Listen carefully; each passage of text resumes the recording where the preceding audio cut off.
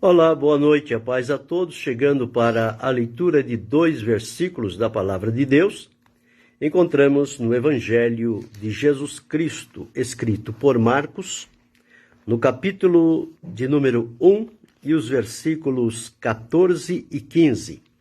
Assim está escrito: E depois que João foi entregue à prisão, veio Jesus para a Galileia, pregando o evangelho do reino de Deus, e dizendo: O tempo está cumprido, e o reino de Deus está próximo. Arrependei-vos e crede no evangelho. Aqui estão palavras de Jesus quando ele começou o seu trabalho importante, logo após o seu batismo em águas.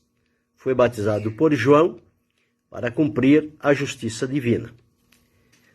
Passou pelo processo da tentação no deserto, foi ungido com o poder do Espírito Santo e, a partir daí, ele começou então a pregar o evangelho, depois, conforme diz aqui, que João foi entregue à prisão. Observe que Jesus não atropelou João. Jesus não desprezou a João. Jesus não falou mal de João para tomar o lugar dele. Não. Jesus sabia que a sua hora havia de chegar. Como ele também sabia que João foi enviado por Deus como uma voz que clama no deserto, que veio preparar o caminho do Senhor, portanto, o caminho por onde Jesus viria.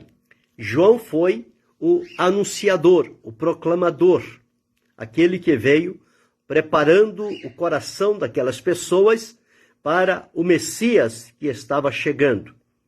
E a pregação de João era no deserto, e ele pregava o arrependimento, e aqueles que demonstravam arrependimento eram submetidos ao batismo por João, o batismo em águas, batismo do arrependimento. E muitas pessoas batizaram-se lá. E quando termina este tempo de João, chega o momento de Jesus, ele começa então pregando a sua palavra. E veja que interessante que a mensagem de Jesus, ela não destoa da mensagem que João pregava. João pregava arrependimento. Jesus começou pregando arrependimento. Com o passar do tempo, depois de Jesus ter terminado lá a sua obra e encarregado os seus discípulos darem continuidade ao seu trabalho, os discípulos começaram pregando arrependimento. As igrejas, há muitos anos atrás, elas mantinham-se firmes na doutrina, na obediência, na seriedade para com as coisas de Deus, pregando arrependimento. Então, o arrependimento é algo importante, necessário e indispensável na vida das pessoas. Deus abençoe a irmã Cristiane, pastor Edson. Deus abençoe a irmã Doraci Chiarelli. Então veja que isso é algo importante, porque o arrependimento, ele vai marcar uma mudança significativa e permanente na vida das pessoas. Porque se não houver arrependimento, houver só o assentimento mental, que é o convencimento da mente, não vai haver mudança, não vai haver frutos do arrependimento, não vai haver nada que identifique que aquela pessoa passou por um processo do arrependimento. Então observe que a linha de Jesus foi a mesma linha que João começou. Os profetas do Antigo Testamento chamavam também o povo para reconciliar, para voltar-se para Deus. Isto quer dizer, para se arrepender. Então, o arrependimento, ele sempre foi anunciado em alto e bom som, como está registrado nas Escrituras Sagradas. De uns tempos para cá, a cristandade aboliu o arrependimento, acha que ele é constrangedor e, portanto, não se prega mais arrependimento na maioria dos lugares, com pouquíssimas exceções. E, portanto, as pessoas que se reúnem, que se juntam à comunidade, não demonstram nenhuma transformação, nenhum comprometimento com a vontade de Deus. Por quê? Não passou pelo arrependimento. Não teve essa experiência do arrependimento. E, portanto, vivem a maneira como viviam antigamente. O assentimento mental, só a crença intelectual, porém no coração nada chegou lá, não houve mudança, não houve transformação, não houve libertação do que lá foi plantado numa vida de pecado, essas coisas continuam lá. E é por isso que nós vemos no dia a dia o resultado do comportamento destas pessoas que se dizem ter vindo a Cristo sem que lhes fosse pregado o arrependimento. E do jeito que vieram, elas estão e continuam. E elas, então, estão passando por este processo. Mas a culpa, em primeiro lugar, não é destas pessoas que estão vivendo esse estado de vida. A culpa é dos pregadores da palavra de Deus que aboliram a prática de chamar o povo para o arrependimento. Se não o chama para o arrependimento, a pessoa não sabe do que deve se arrepender e vai ficando como está. Deus abençoe, irmão Nelson Mendonça. Então é o seguinte, o arrependimento, ele é mudança. Mudança de entendimento, mudança de sentimento, mudança de vontade. O arrependimento, ele é indispensável porque ele precisa atuar na nossa personalidade. Toda ela. E a nossa personalidade, ela é composta de entendimento, sentimento e vontade. Então, o arrependimento, ele é pregado porque ele precisa atingir a mente, o sentimento e a vontade. Porque se isto não acontecer, não vai haver transformação, não vai haver mudança, não vai haver experiência de comunhão com Deus. Porque isto só será possível através do caminho do arrependimento. Lembra quando Pedro pregou no dia de Pentecostes e aquelas pessoas, o coração delas foi compungido, a palavra tocou no coração. E eles chegaram a Pedro e disseram, que faremos, varões e irmãos? E ele disse, arrependei-vos e cada um de vós seja batizado em nome de Jesus para o perdão dos pecados e recebereis o dom da vida eterna. No outro capítulo ele disse, arrependei-vos e convertei-vos para que sejam apagados os vossos pecados e venham assim os tempos do refrigério pela presença do Senhor.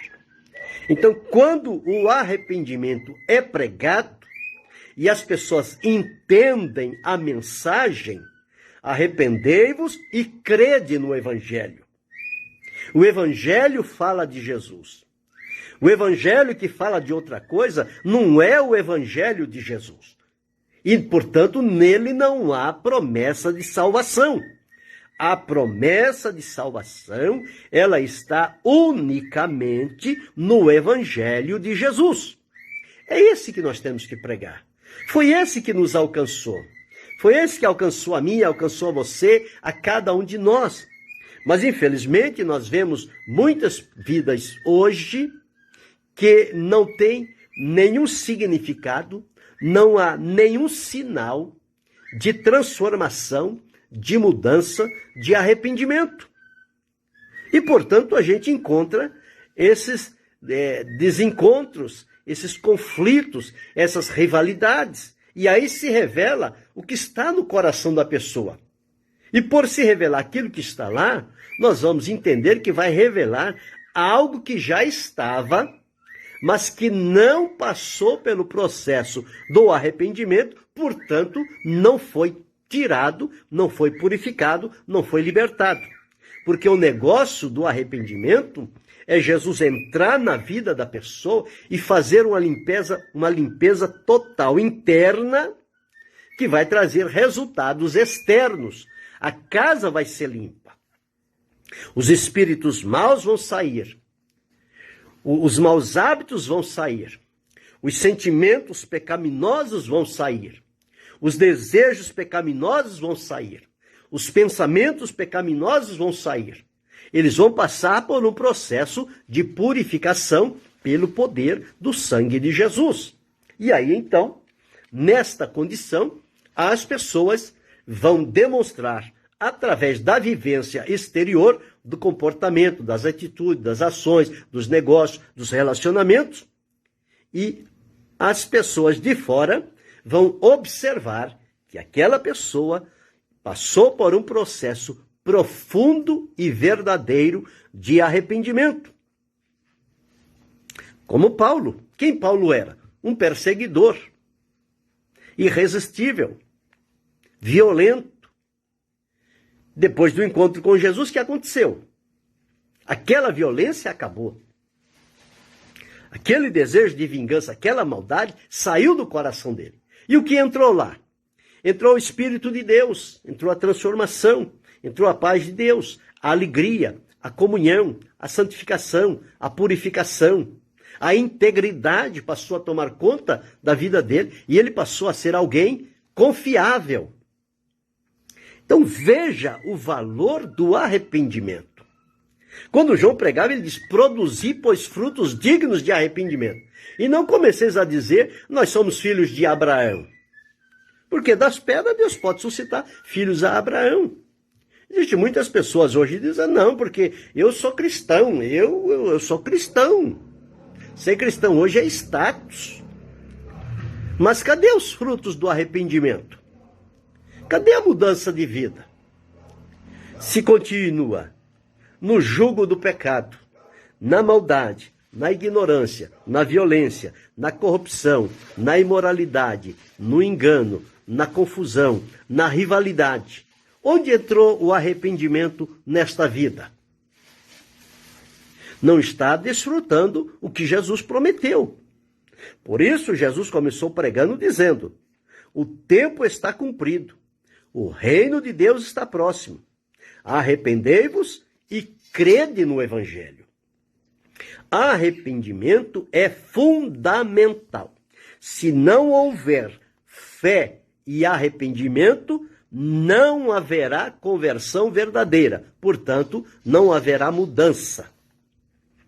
Como eu disse, arrependimento atinge 3 pontos principais da nossa vida, que é o entendimento, o sentimento e a vontade. Quando o arrependimento entra nessas 3 áreas da nossa vida, a nossa vida por inteiro, ela vai sofrer mudanças significativas para melhor. Lembrando bem, para melhor. Porque o arrependimento vai nos libertar das práticas pecaminosas anteriores que vivíamos e praticávamos por estarmos na escravidão do pecado, mas agora em Cristo recebemos dele a salvação, estamos a partir de então vivendo em novidade de vida. Paulo, ao escrever à igreja de Corinto, ele deixou escrito: assim que, se alguém está em Cristo, nova criatura é. As coisas velhas já passaram, tudo se fez novo. Então, o que ele deixou escrito em Efésios, no capítulo 4? Observe aqui, olha o que Paulo disse. Que quanto ao trato passado, a vida em pecado, fora da presença de Deus, vos despojeis do velho homem, que se corrompe pelas concupiscências do engano, e vos renoveis no espírito do vosso sentido, e vos revistais do novo homem que, segundo Deus, é criado em verdadeira justiça e santidade, mas isso como fruto do arrependimento. O que é preciso deixar? Pelo que deixai a mentira, falai a verdade, cada um com o seu próximo, porque somos membros dos outros, irai-vos e não pequeis, não se ponha o sol sobre a vossa ira, não deis lugar ao diabo, aquele que furtava, não furte mais, antes trabalhe, fazendo com as mãos o que é bom, para que tenha que repartir com o que tiver necessidade. Não saia da vossa boca nenhuma palavra torpe, mas só a que for boa, para promover a edificação, para que dê graça aos que a ouvem. E ele segue: toda a amargura, ira, cólera, gritaria, blasfêmia e toda a malícia seja tirado de entre vós. Então, aqui está o resultado do arrependimento. Os frutos do arrependimento é que estas coisas que estavam aprofundadas no nosso ser, tanto na mente, no sentimento, quanto na vontade, no processo do arrependimento, elas têm que sair, porque a presença de Jesus vai habitar ali no nosso interior. Então, não pode haver compatibilidade entre estas obras das trevas com as obras da luz, que a partir de então vão ser realizadas por Jesus. Diz aqui: não comuniqueis com as obras das trevas, antes condenai-as. Olha o que Pedro deixou escrito na sua epístola, no capítulo 2. Deixando a malícia, o engano, o fingimento, a inveja e toda a murmuração. Então, tudo isso identifica qual era o nosso procedimento anterior. Agora, vindo a Cristo, pelo som do evangelho que foi pregado, o evangelho de Jesus, que oferece a graça no poder do Espírito Santo, então, ao chegar a Jesus, ele agora vem para transformar a nossa vida. Até o hino que cantava aí: Jesus transformou o meu viver. Que coisa interessante. Paulo disse que agora nós vivemos em novidade de vida. Foi o que ele disse a Nicodemos: se não nascer de novo. Agora, como é que nasce de novo? Só mesmo através do arrependimento. Precisa crer, arrepender-se, e depois disto, então, o Senhor Jesus vem e vai fazer uma obra importante, que é a vida com Deus, a vida espiritual, o nascer de novo, nascer da água e do Espírito. Então, quando Jesus começou pregando, ele começou pedindo às pessoas, determinando ou proclamando, dizendo: arrependei-vos e crede no Evangelho. Então, eu e você não temos nenhuma autorização, nenhuma procuração para mudar os termos do Evangelho que foi pronunciado por João Batista, por Jesus, pelos apóstolos, pela igreja do princípio dos séculos, agora no século 23. Com esta inversão de valores, muitos ditos religiosos também estão entrando no processo da inversão de valores e trocando a experiência do arrependimento diante do Senhor Jesus para a transformação completa e total na vida por um assentimento intelectual. Não, está tudo bem. O importante é você estar aqui. Você estando aqui, você está no caminho do céu. Mentira, não está. A pessoa tem que estar em Jesus. E para estar em Jesus, tem que passar pelo processo do arrependimento. É preciso ter esta experiência pessoal. Se não passou pelo processo do arrependimento, está vivendo de maneira errada. É preciso pedir a Jesus graça e passar por este processo, porque Jesus vai entrar no interior de cada vida e vai fazer as mudanças necessárias, vai expulsar o que está alojado no coração, na alma humana. Isto vai ser colocado para fora e vai vir o Espírito Santo, a presença de Jesus, a palavra de Deus vai entrar no coração e vão começar a fazer uma obra importante, gloriosa, com resultados eternos. Foi o que Paulo escreveu à igreja dos Filipenses. Tendo por certo isto mesmo, que aquele que em vós começou a boa obra, a aperfeiçoará até o dia de Jesus Cristo. Então, eu e você estamos ainda em processo de aperfeiçoamento. Mas o passo inicial chama-se arrependimento. E ele precisa ser pregado, porque senão as pessoas não saberão do que elas devem se arrepender. Então, para isso, é preciso ter afinidade com a palavra de Deus. Ao pregar o Evangelho, propor o Evangelho de Jesus, dar a motivação por que o Evangelho está sendo pregado, porque as pessoas estão separadas de Deus e por que estão separadas? Por conta do pecado, da rebeldia, da incredulidade, e Jesus, então, como prova do amor de Deus, veio para novamente atrair as pessoas e reconciliá-las com Deus, e para chegar a este ponto é preciso, então, crer no Evangelho e arrepender-se. Passando pelo processo do arrependimento, a mente, o sentimento e a vontade vão ser transformados, preparados para servir a Jesus, desfrutar com ele a comunhão, a paz, a alegria, a presença, o poder e o livramento que Deus tem prometido. E vai desfrutar da salvação com uma garantia de que há uma promessa de Deus para o desfrutar de uma vida eterna na glória celestial. Mas o primeiro passo, torno a dizer, é o arrependimento. Sem arrependimento, nada feito. Não vai chegar ao lar celeste da glória. É preciso entrar pelo caminho do arrependimento. E quando entrar por este caminho, vai haver mudanças significativas. Por que acontece, muitas das vezes, determinadas ações e comportamentos e relacionamentos que trazem decepção e vergonha? Porque estas pessoas que estão envolvidas nesses procedimentos, eles não passaram pelo arrependimento.